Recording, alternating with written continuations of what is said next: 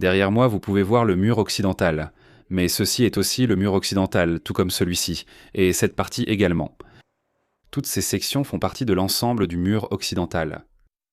J'ai intitulé cette vidéo « Les 5 murs occidentaux » plutôt que « Les 5 endroits où voir le mur occidental », car c'est un meilleur titre et j'ai besoin de vos clics. Et deuxièmement, plus important encore, chaque partie du mur que je vais vous montrer met l'accent sur un aspect différent du mur et raconte une histoire que vous n'avez probablement jamais entendue auparavant. Qu'est-ce que je veux dire? Suivez-moi et vous verrez. Je viens donc de sortir de l'enceinte du mur occidental et ici, nous pouvons voir une autre partie du mur. Il continue sous terre. Mais pour y accéder, nous devons sortir de la vieille ville, entrer dans la cité de David et marcher sous terre jusqu'à cette partie.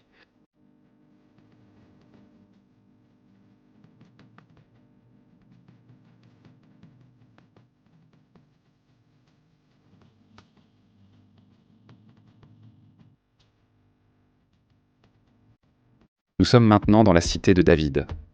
C'est la partie ancienne de Jérusalem, celle dont la Bible parle. Et il y a une petite partie du mur occidental que nous ne pouvons voir que si nous entrons de ce côté. Aujourd'hui, la plupart des visiteurs du mur occidental arrivent par la porte de Jaffa et descendent vers le mur occidental. Les visiteurs s'approchent du mur par l'ouest et descendent vers lui. Mais la bonne façon d'approcher le temple est de monter depuis le sud. C'est ainsi que cela s'est fait pendant des centaines d'années. Aujourd'hui, le mur de la vieille ville bloque le chemin d'origine de l'ancienne Jérusalem vers le temple. Mais nous pouvons emprunter ce chemin sous terre. Nous pouvons traverser ce système de drainage qui, il y a 2000 ans, se trouvait sous la rue principale qui menait des millions de Juifs au temple.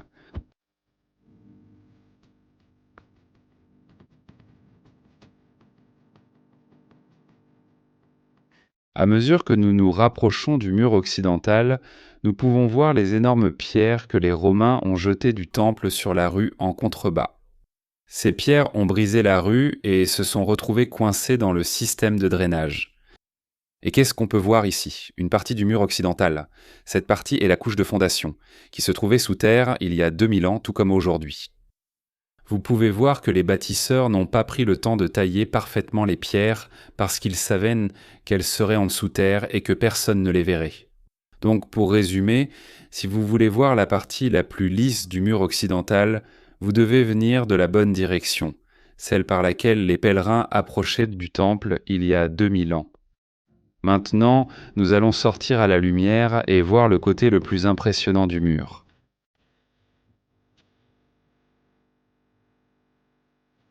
Voilà, nous y sommes. À ce stade, vous pouvez remarquer plusieurs choses. La première chose, c'est à quel point le mont du Temple était et est élevé. Ici, il y a 2000 ans, se trouvait le niveau de la rue.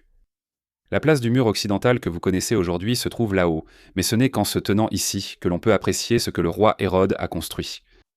C'est ainsi qu'il le voyait il y a 2000 ans. Nous pouvons également voir l'angle du mur occidental et du mur sud. Beaucoup de gens ne savent pas que le mur occidental ne fait pas partie du temple lui-même. C'est un mur de soutènement construit autour du sommet du mont Moria. En regardant les deux murs, il est important de mentionner que lorsque le temple était en activité, le mur sud était bien plus important que le mur occidental. Car la plupart des pèlerins entraient sur le mont du temple par les portes du mur sud. Si, il y a 2000 ans, vous aviez dit aux Juifs que le temple allait être détruit et que les Juifs ne seraient plus autorisés à monter sur le mont du temple, alors quel mur deviendra un symbole? Je pense qu'ils auraient dit le mur sud. Si vous voulez comprendre l'ancienne Jérusalem et cet endroit ici, qu'on appelle aujourd'hui le centre Davidson, alors suivez mon cours accéléré sur Jérusalem. Il est excellent. J'ai rassemblé toutes mes visites de Jérusalem dans un seul cours. D'ici, je vais retourner à la place du mur occidental pour entrer dans la troisième et la plus grande partie visible du mur occidental, les tunnels du mur occidental. Aujourd'hui, nous ne voyons qu'environ 1/7 du mur. Le mur entier mesure 480 mètres de long et nous ne pouvons en voir qu'environ 70 mètres. La principale raison en est qu'après la destruction du temple, de nouvelles maisons ont été construites, intégrant le mur occidental dans leur structure. Dans le quartier musulman, de nombreuses maisons ont été bâties sur le mur occidental. Dans les tunnels du mur occidental, vous descendez sous terre sur presque toute la longueur du mur occidental. C'est un site pour lequel vous payez l'entrée et que vous parcourez avec un guide. Lors de la visite, vous voyez la plus grande pierre du mur, et grâce à des maquettes et des explications, vous comprenez vraiment à quoi ressemblait le temple et Jérusalem il y a 2000 ans.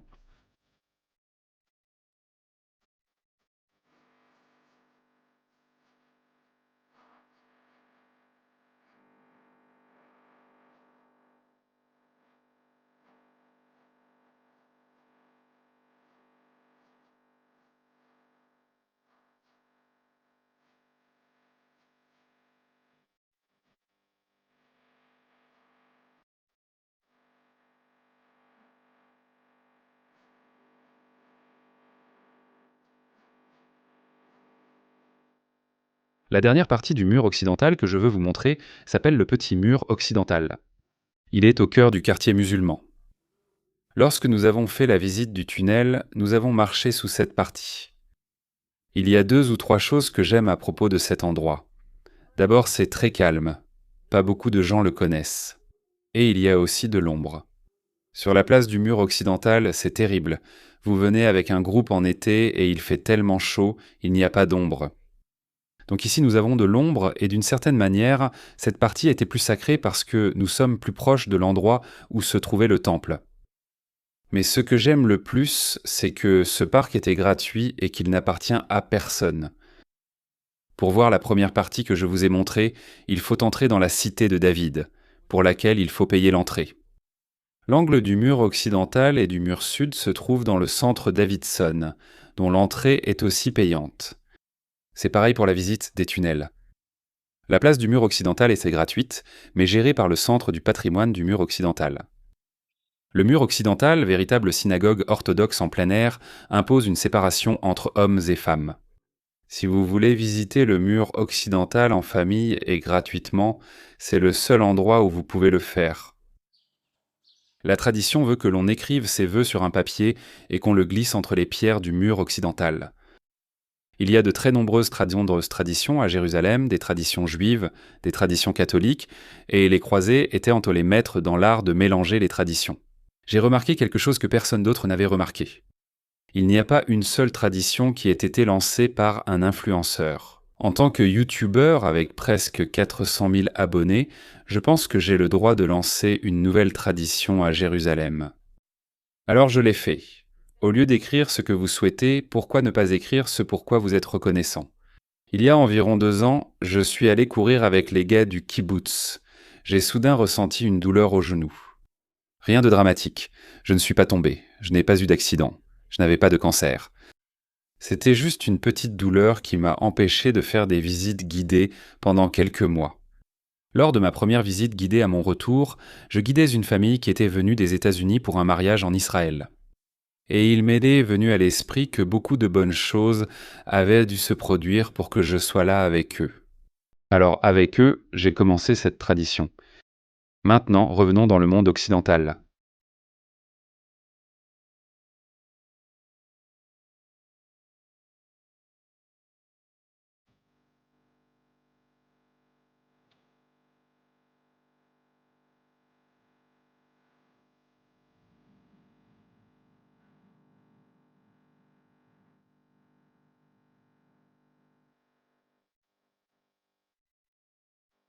Nous sommes revenus au point de départ. Tout ce que j'ai dit dans cette vidéo est vrai, mais rien de tout cela n'est vraiment important. Il y a différentes parties de ce mur et chacune éclaire un aspect différent du mur occidental. Mais au bout du compte, le mur occidental est un symbole. Et la définition d'un symbole, c'est qu'il est plus grand que la somme de ses parties. Je pense que si vous visitiez Jérusalem et disiez aux Israéliens que vous avez regardé une vidéo sur YouTube et que cette vidéo disait qu'il y a une partie du mur occidental que vous ne pouvez voir qu'en sortant d'abord de la vieille ville et qu'il y a une partie du mur occidental. Dans le quartier musulman, la plupart des Israéliens diraient « Non, mais c'est le mur occidental » et ne croyez pas tout ce que vous voyez sur Internet. Et je ne dis pas cela pour souligner le manque de connaissance des Israéliens. Pour les Juifs, il ne s'agit pas du grand mur soutenant le mont du Temple où était le Temple. Pour les Juifs, c'est un symbole du lien vieux de 3000 ans qu'ils entretiennent avec Jérusalem. Et c'est ça le plus important. Tout ce que je viens de vous raconter et de vous montrer dans cette vidéo, ce n'est qu'un bonus. Comme guide touristique, je suis déjà venu ici plusieurs fois. Et quand je fais visiter cet endroit, je me tiens dos au mur occidental, comme je le fais maintenant, pour que mes touristes puissent voir le mur occidental devant eux. Et j'ai le quartier juif devant moi. Et j'aime beaucoup cela. Et voici pourquoi. En 2006, j'ai visité des sites de la Seconde Guerre mondiale, de la Normandie à Stalingrad. Et en Pologne, j'ai rencontré un groupe de rabbins de Eshet Torah, une organisation éducative dirigée par le rabbin Noach Weinberg. Un soir, j'ai été invité à les rejoindre. Je crois que c'était pour le dîner. Et ensuite, ils ont donné une conférence sur le Tikkun Olam. Le Tikkun Olam est une idée juive qui cherche à rendre le monde meilleur. À travers des actes qui consistent à réparer de petites choses, sans réinventer la roue, sans tout détruire et tout reconstruire à partir de zéro. Mais chaque personne fait ce qu'elle peut pour rendre ce monde meilleur. Et je pense qu'il y avait 40 ou 50 rabbins, et chaque personne présente parlait de ce qu'elle faisait. Ils ne parlaient en pas de choses utopiques comme « je veux la paix dans le monde » ou « je veux éradiquer la faim ». Chacun d'eux parlait des initiatives auxquelles ils participaient, comme aider les personnes handicapées, les survivants de la Shoah, les personnes pauvres. Et j'étais sous le choc. Jamais de ma vie je n'avais vu un groupe d'hommes assis et parler, non pas de sport, de filles, de politique, de travail, de l'actualité ou de se plaindre, mais parler des actions personnelles qu'ils entreprenaient pour rendre ce monde meilleur. Noah Weinberg animait la discussion et les motivait à faire davantage pour les autres avec beaucoup de bienveillance. Ça m'a fait réfléchir. Je pense que nous voulons tous nous considérer comme de bonnes personnes. Mais si on est vraiment honnête, est-ce que nous le sommes? Est-ce que je le suis? Est-ce que je peux le prouver? Est-ce que j'en fais assez? Vivons-nous dans une société qui nous encourage à être meilleurs en aidant les autres? Et quand je me tiens ici à parler du mur occidental, qu'est-ce que j'ai devant moi? Le bâtiment principal d'Eshet Torah. Donc j'ai le plus grand symbole juif derrière moi et un rappel à pratiquer le Tikkun Olam et à être une meilleure personne juste là, devant moi. Dans quelques-unes des vidéos que j'ai faites au cours des 2 derniers mois, j'ai parlé de Meir Panim. Cette association caritative aide les survivants de la Shoah et les personnes vivant dans la pauvreté. Et depuis le début de la guerre, elle a aidé des soldats et des milliers de familles israéliennes qui ont dû être évacuées de chez elles. Ils fournissent en commandant des repas chauds, des colis alimentaires et organisent des événements pour les soldats et leurs familles. À la mémoire du Rav Noach Weinberg, je vais donner tout l'argent que je gagnerai grâce à cette vidéo à Meir Panim. Je mets un lien ci-dessous, donc si vous voulez faire un don, vous pourrez faire ce qu'il faut en quelques clics. Je vais juste ajouter que je filme cette vidéo en décembre et que Hanouka approche à grands pas. Et si vous avez une entreprise, tout don que vous faites est déductible des impôts. Si vous regardez cette vidéo en janvier et que vous êtes employé, si vous pouvez faire un don, alors faites ce qu'il faut. C'est tout pour aujourd'hui. À la semaine prochaine. Yalla bye.